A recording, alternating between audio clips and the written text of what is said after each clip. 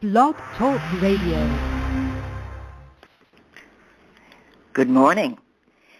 This is your host, Llorraine Neithardt, and this is Venus Unplugged, your virtual heartbreak hotel. This is where we discuss and explore all aspects of the archetype of Venus, whether she comes as the morning star or the evening star, whether she comes into your life as the dark Aphrodite. There are many, many aspects of Venus, so it's not just personal love, which is probably one of the most difficult of them all to maintain, and love of self, igniting that Venus within. So what we are looking at, I guess the way is the royal way, since just I and my cat are here, my cat, she, who must be obeyed. Today, as we've been exploring this initiation story of Snow White, she's being initiated into the feminine mysteries. We left off, and the witch disguised herself as a peddler, and she came to Snow White first, and she gave her laces and tried to choke her to death with the laces. The dwarfs came back, they revived her and told her, Snow White, knock it off. Like, stop trusting these weird people that are knocking at the door. Like, you're the only one in the forest. Don't you think there's something up? But no, Snow White, why? White. She's too innocent. And this witch is either going to kill her, okay, or make her conscious, as all witches do in our life. And, of course, internally. So that's what is this stepmother, this evil stepmother? We've all got one within. Some of us have one without. What role does she play? I mean, she's obviously filled with envy at the potential beauty that will surpass her beauty. So she can't go through the croning stage gracefully, that's for sure. She wants to say the ever-so-beautiful Puella, the beautiful girl seductress who has that power, but no soul. All right, then she gets back to the castle because the mirror tells her, sorry, it didn't work. She comes back disguised again as an old lady, kind of a sweet old lady. Come here, little bird, let me strangle you. And she gives her a poisonous comb, which is kind of brilliant when you think about evil. And how brilliant these revenges can be, okay? And so what does the comb represent? The comb is a symbol of fertility, it's a symbol of rain, it's a symbol of vanity and restlessness. So what is the witch hooking up in Snow White unconsciously? She's evoking this sense of desire. Snow White is slowly starting to, but this is all unconscious, as all great stories are. And the day it becomes conscious is the day that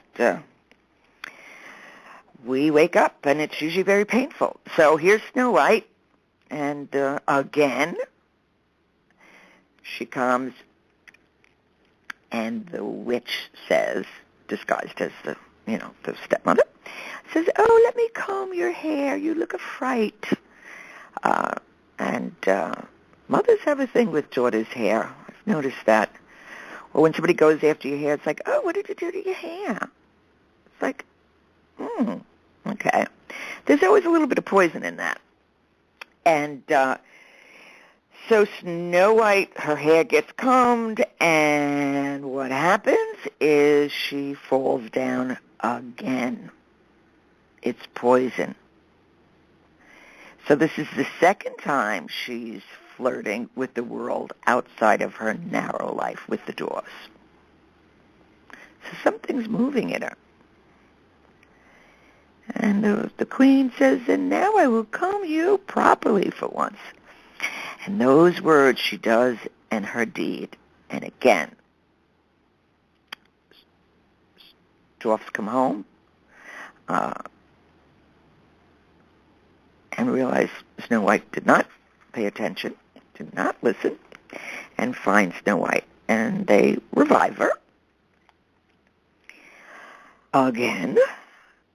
And again they warn her, please don't fall for this. So you can feel that struggle. Now, what one of us, anytime we're growing, especially as teenagers, we fall for the most ridiculous things, or the most poisonous things, or the things that's going to be forbidden, the thing that, and without doing something forbidden in some way, forbidden to the world of childhood. Our parents are warning us, our religions are warning us, but, you got to be a girl, and you got to try something that you never tried before. It usually winds up being a disaster. Or you got to fall in love with that bad boy. Yep. That's a form of a poison comb. Yet, without that, there's no initiation. So, since this is a story of initiation, Snow White is starting to slowly become conscious. The dwarfs, I'm sure, are in complete panic and anxiety because they're starting to realize, like, dang, this child is no longer a child. So the queen schleps back to the kingdom, and she asks the mirror again, and the mirror says, nope, sorry. So the third time that the mirror informs that Snow White's life and beauty is very much alive, the queen goes into a cold, narcissistic rage. I mean, if you've ever been exposed to anybody's cold, narcissistic rage, it is terrifying. And it does have that chill of death. There's no feeling. All feeling is frozen. So then what happens? This is kind of like the darkest moment of the story, although there's a few other dark ones I consider right up there, okay? But in terms of psychological development, this is a time in where we get exposed, either internally or externally, to this dark narcissistic energy. Now, why? Why can't we just be good and not be touched by this? Because the good, we're just constellated, we're stuck in the goodness, but there won't be any growth, there won't be any wisdom, there won't be anything, because the way of psyche, all right, is that if we have this rage in us and it's unconscious, so while it's in the unconscious, it can maintain itself. Okay, and it creates a certain stasis. We're stuck in there, even though we're yakking about consciousness. There's no movement. But when something happens, when there is a external witch coming at us, or an envious person, or something is happening that's really scary, okay, and has that envious narcissistic rage, narcissistic, when you could say something like, number one, you can always tell a narcissist because they have no sense of humor about themselves. I learned that the hard way. And you could just say it like an aside, it's just like it's a joke, and they take it personally and get all crazy and up in your face about it, and it's like, what's going on here? And you can't even, it's not even making any sense until you realize someone has taken this personally, that it's directed at them. And they just lose their cookie, and then they go after you. Or, they won't go after you right in that moment. They'll stay silent, but they'll start a campaign. And they'll drudge your life and their life together, and they'll find something that could be interpreted as wounding them. And then they project and puke all over you, and then you're in someone else's projection. But when you know yourself, you're not in denial, you know when it's a projection, when it's not. And the reason Snow White or any one of us have to go through these horrid encounters is because that's what makes it us conscious. Otherwise, our own narcissistic rage is caught in the conscious and in the collective unconscious. Hence, we have wars. And because it's caught in there, we can't grow. But when we have an encounter and we have to become aware, like, holy moly, this is intense. It means the split off parts, because it can be split off parts of us in the unconscious that we know nothing about. That's what dreams are always revealing, stuff we don't know about ourselves. The dreams do not reveal what we know. It hints. And sometimes it's years before we can understand the hint because it's so intense. But when an encounter like that happens and we're no longer stabilized by thinking that we know ourselves, it actually opens us up to an integration of split-off parts. And then we can make a stable connection to the self with a capital S. So that's when these encounters happen, or we can't even understand what the hell is going on. We ask ourselves, okay, where is the shadow? Again, the shadow's not negative. I can be. But it's just what we don't know. You know, somebody projects their shadow onto you and says, you offended them in a way, or, you're not who you say you are, or whatever. I would always examine, okay, let me examine that. Is there any truth in that? That's the first thing. Is there even a little speck of truth in that? Of course, you don't want it to be true, but there could be some truth. And if something like this is occurring in our life and there's some truth that you can use to grow, don't bother taking it with a narcissistic attitude. How could they? Just go like, wow, man, never saw that. That would have cost me 5 years of internal work. And look, that mean stranger or person who wants to knock you off just gave me a gift.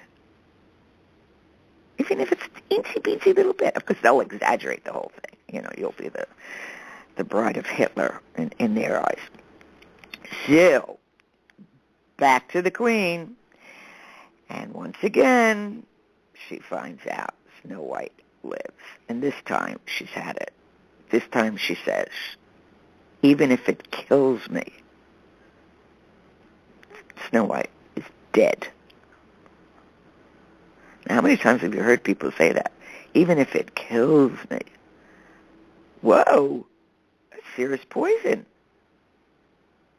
May sound justified, but why with that revenge? The only true revenge is consciousness. So then she gets the brilliant idea of the poison apple. It's always the apple. So now we start to understand that, really. This queen, she's got some serious witch power. And she only poisons half of the apple, which is very clever, as witches can be. But this is the death apple. And so she uses her magic for only half of the apple it's poison. And she knocks at the door again. And, of course, Snow White, because she unconsciously wants to grow, is moved towards the forbidden object, the apple. The old lady, who's really the witch, she takes a bite of the apple. Now, what does the apple represent? It's eros, it's desire, it's the red, once again, red, white, and black, always alchemy, and Snow White. And she takes a part of this red apple, okay, which is life and blood and eroticism. But Snow White's side is poison. And she falls down dead. Now, what is this terrifying moment? This begins to tell us that Snow White, like Persephone and like Psyche, is going into the underworld to experience the blackness of death.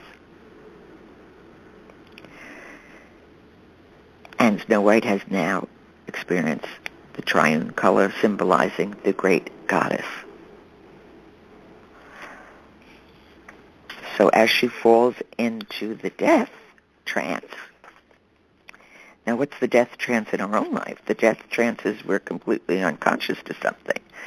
Or we have to go through the dark night of the soul and just take the hints that go along the way.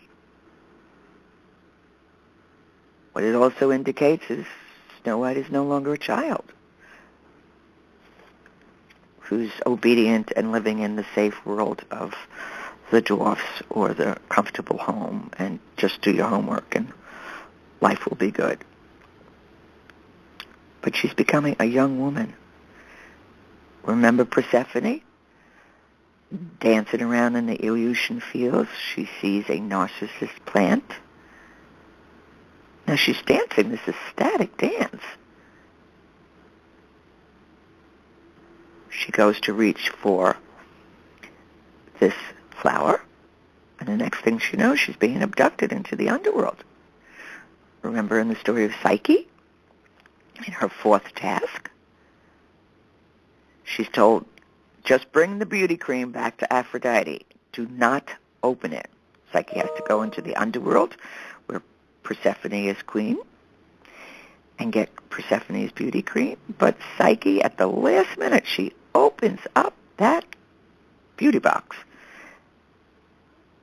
and she falls down dead, too, or unconscious. So that's very important.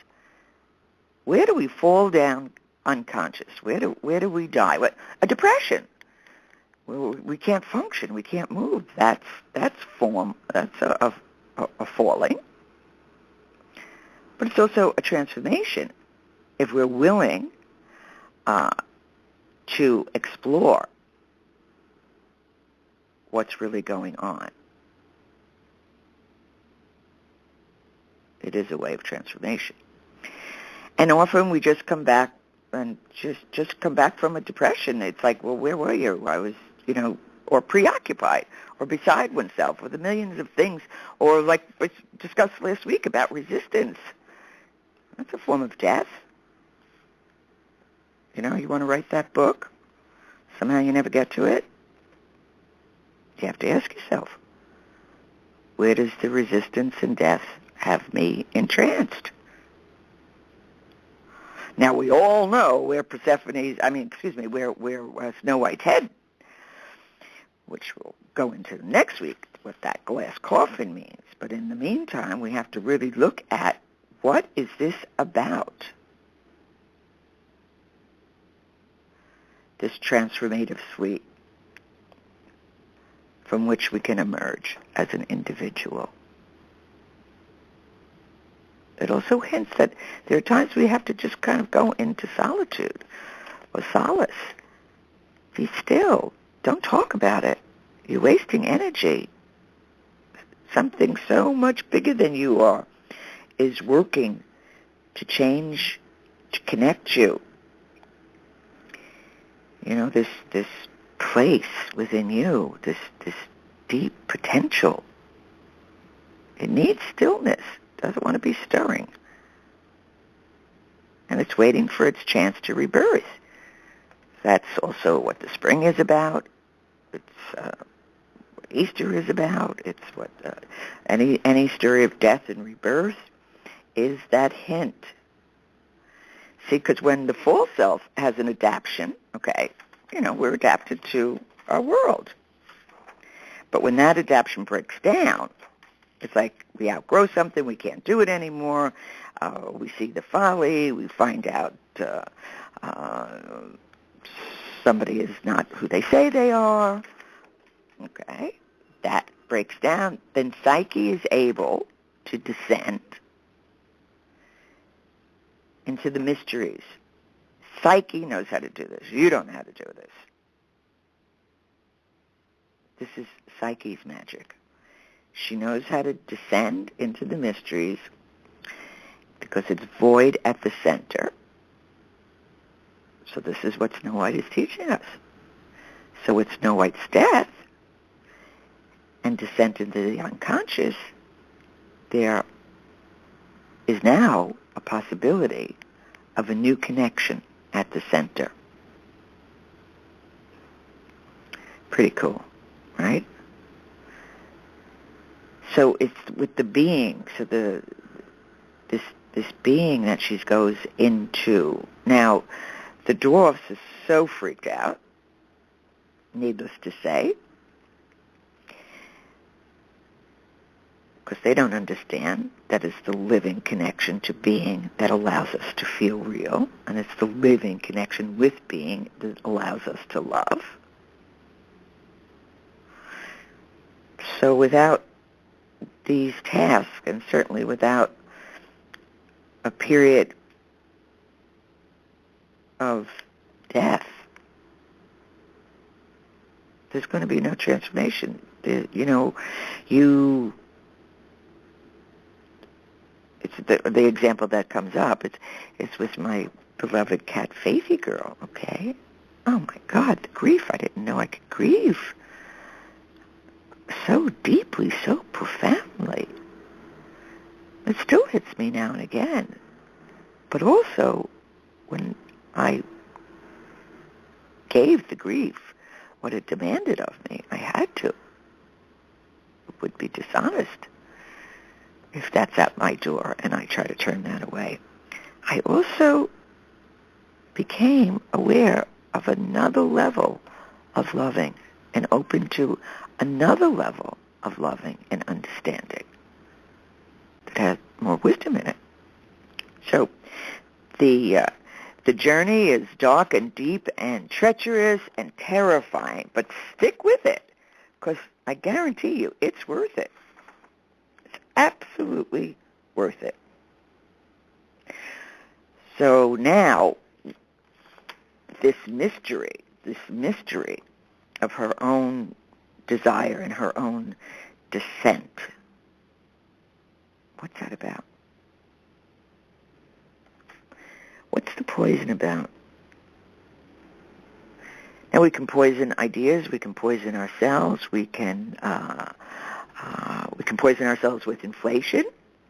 You know, we get like a fantasy. Oh, I'm going to write this, and I'm going to do this, and then it's going to turn into a movie, and then from a movie, it's going to turn into whatever one's fantasy is about the world at large. And okay, you haven't even gotten to your computer yet.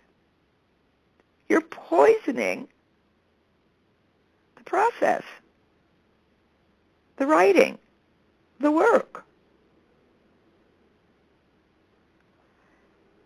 When people are so invested in the goal and the end and all that it's going to bring, they poison the whole project.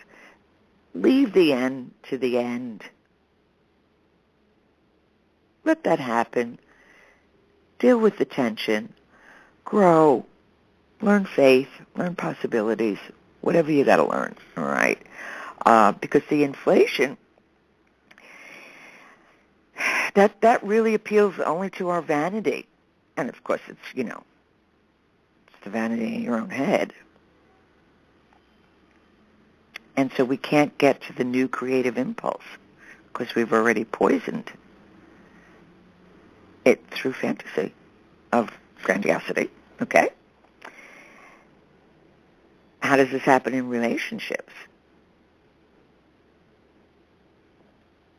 When, let me say, and if I'm doing a session with somebody and I see that they have real talent, it's like, wow, well, that would really be fabulous if you did such and such, or that would be noble, and that your soul would be thrilled if you would give this some time. And then what do they do? It's like if, they'll say, oh, well, I would do that for certain. I would take time out to write my dreams or become conscious. But, my husband would never allow it. or my religion would never allow it, or I have to be true to, finish the sentence. That's all resistance.